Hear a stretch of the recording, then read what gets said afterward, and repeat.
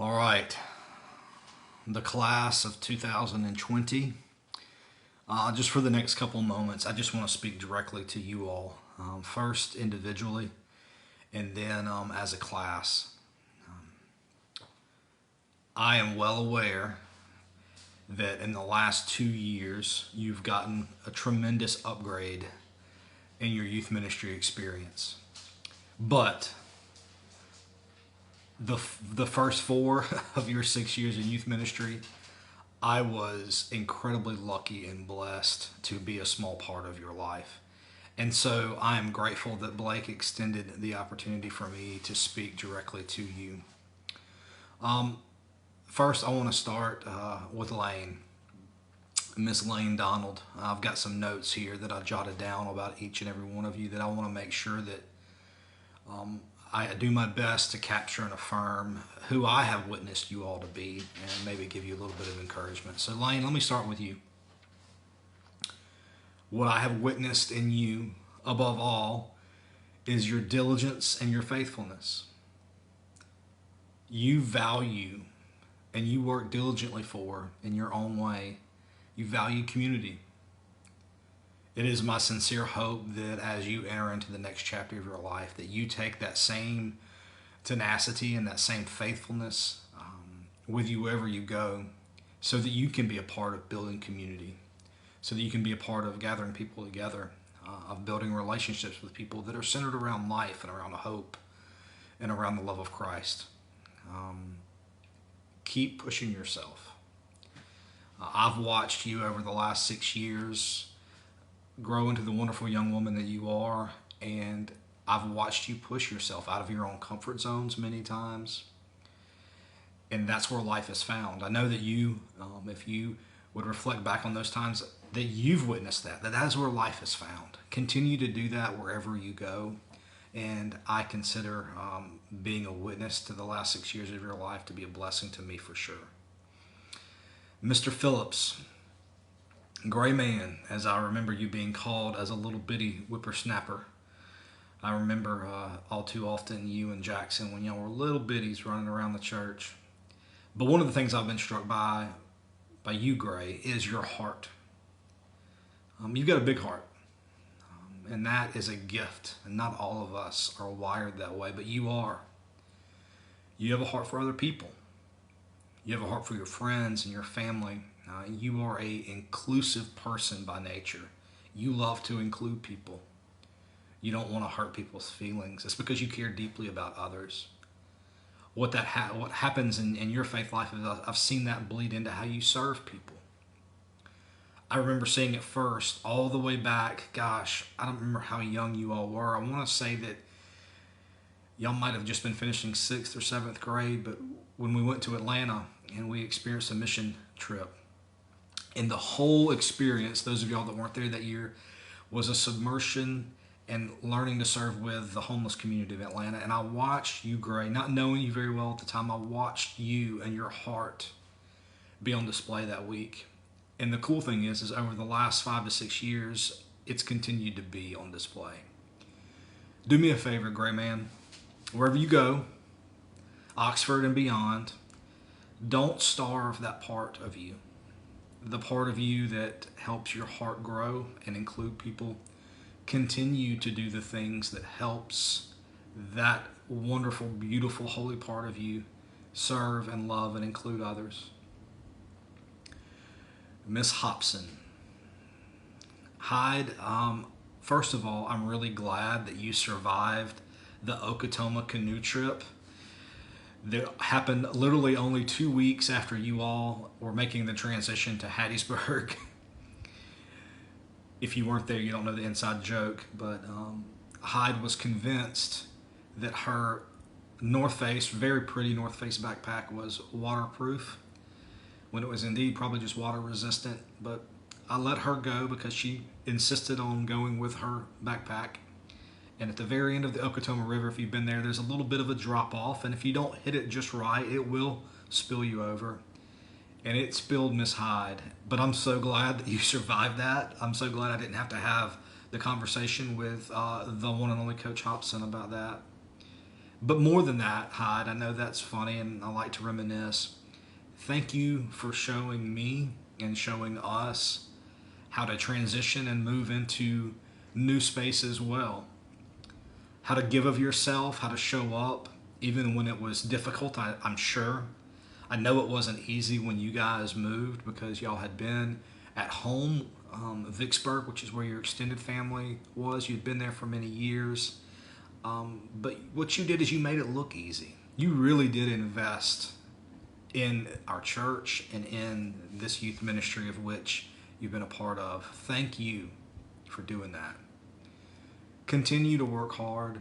I've watched you work hard over the last several years, and it's starting to pay off in big ways. And I know that if you keep that work ethic, if you keep giving of yourself, even when it might feel uncomfortable in the situations, that your future is going to be incredible. And we cannot wait to watch it happen. Brady Logan, when you decided just a couple years ago to make your home with us, meaning when you wanted to transition to be a part of first our youth ministry and then our church as a whole with your family, I was eternally grateful. It meant a lot to me that you trusted the community that this youth ministry had built, that you wanted to be a part of it. But I'm even more so grateful now because what you've done in the past 3 to 4 years is you have shown us all how to care about community, how to prioritize it. And so what I'm going to ask of you, Mr. Logan, is you're about to transition to a new town with new teammates, with new folks. Continue to prioritize yourself being in loving and compassionate community with people. You're a leader. You've led us. You've led me. You've led the folks that are in this youth ministry and in this church in a lot of ways over the last several years, and you've led your teammates, and you're going to continue to have opportunities to do that as you continue your academic and your athletic career. Don't stop leading. Don't stop caring about folks. Don't stop pouring into other people. All right, it's going to be easy for all of you, not just you, Brady, all of you to try to take a step back as a college freshman or whatever lies ahead for y'all, but don't take a step back. Keep leading, keep loving, and keep caring about community because you've modeled that for us. Young Miss Malpus, Maddie, sweet, sweet Maddie, here's what I've always admired about you. You do you. You are you to a T. You're not anybody else. You're confident. You're not going to say or be anything contradictory than who you want to be and who you're going to be. Thank you for standing firm in that. Thank you for letting us see that.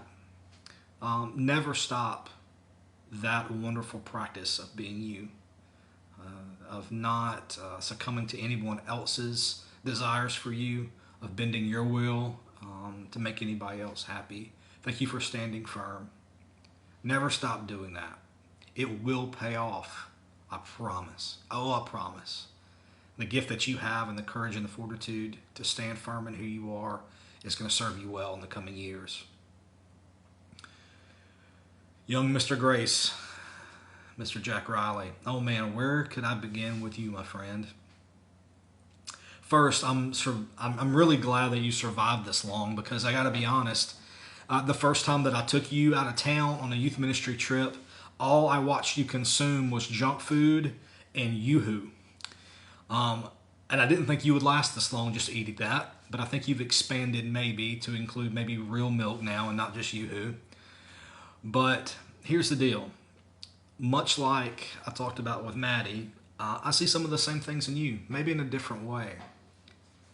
You are Jack Riley Grace. You're nobody else. And you do it really, really well. I'm grateful to have watched you grow and to be Jack Riley. You have not been, I've never known you to just be Sawyer's little brother or Ryan's little brother or Mr. Kevin's son. You are those things, but first you're you. And you've done that beautifully in front of us. You've grown. Man, have you grown. You've become more confident. Your voice Your voice has grown, not your singing voice, because you don't like to sing very much, but the voice that you carry, the respect that you garner from your friends and your family and your church family, that has grown so much. Continue to let what I've observed as the main things that you lead with is your kindness and your compassion. Continue to lead with those things. It will never let you down. Being kind and being compassionate, it's increasingly coming in short supply nowadays. But you inherently are those things. Don't stop. Don't stop, please. Miss Dickerson, Miss Hannah, hello, my friend. Obviously, I don't know you to the same degree as I know the rest, but I do know you. We did get to spend a good chunk of time together, staffing happening last year. But here's what I do know about you. Even though I may not have 6 or 7 or more years of history with you, here's what I've observed about you. You're strong. You're strong. You're a strong young woman.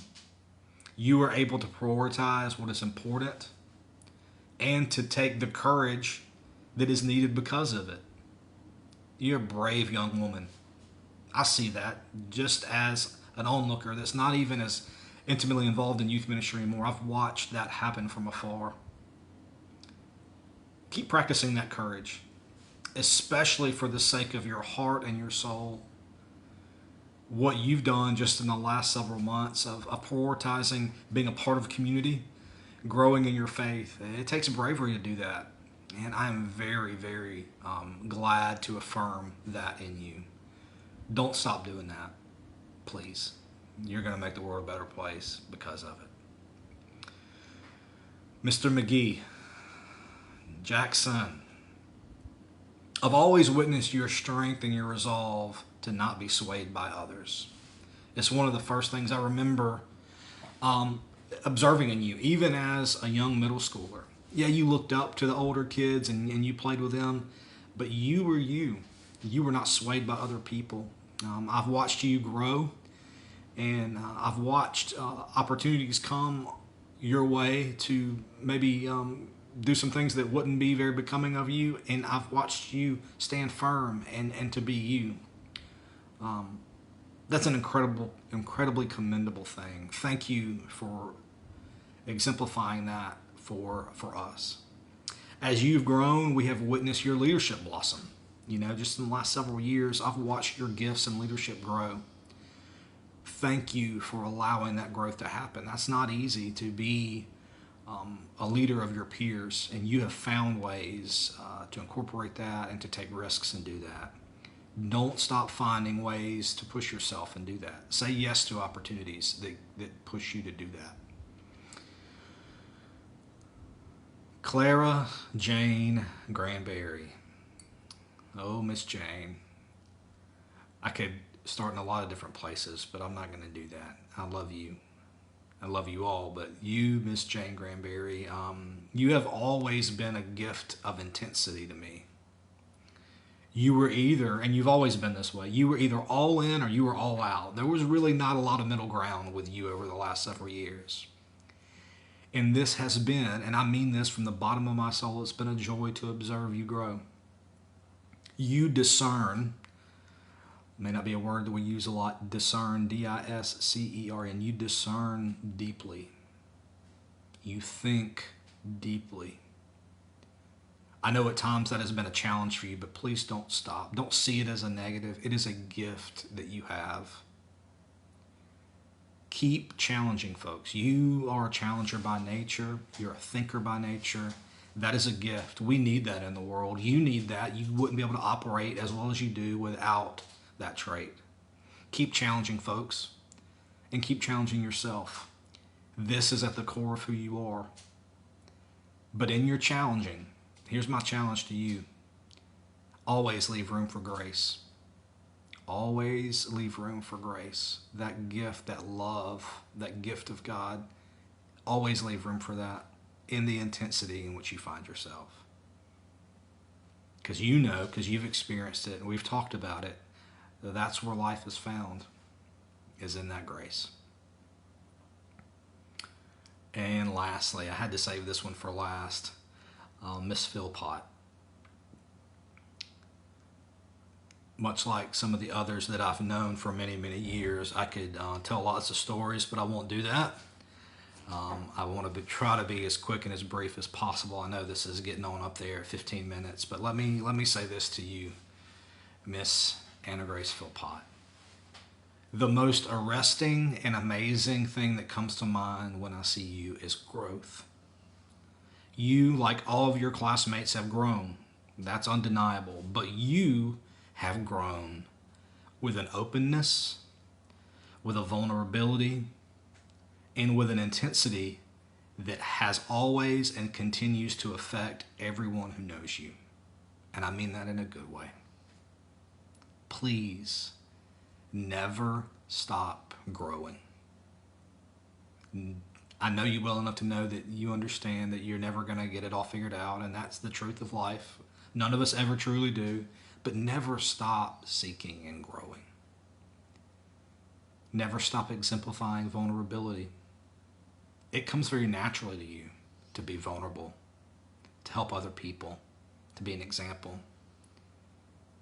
I think you're always going to be in the mode of helping others. I think it's inherent in who you are, no matter where or how. What you need out of life is opportunities to love and care for other people. Don't run from that. Over the next couple of years, as you pursue your education, you're going to find difficult paths and hard roads. Don't shy away from opportunities to live vulnerably and to keep growing. When I think about you, I think about that, and I'm grateful to have witnessed it. To all of you, class of 2020, I know that you may have gotten sick of hearing this, and I'm sorry, I'm going to say it again. Your senior year has not been as full as you had hoped. You've lost things. You have grieved that, and you are probably still in the midst of grieving the things that you've lost. Prom, certain traditions around graduation, and saying goodbye to your teachers and your classmates, particular parties, particular things that you have looked forward to.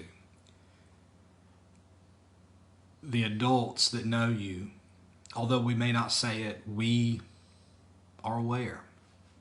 And in our own way, we're grieving with you as well. I think as a humanity right now, we're grieving.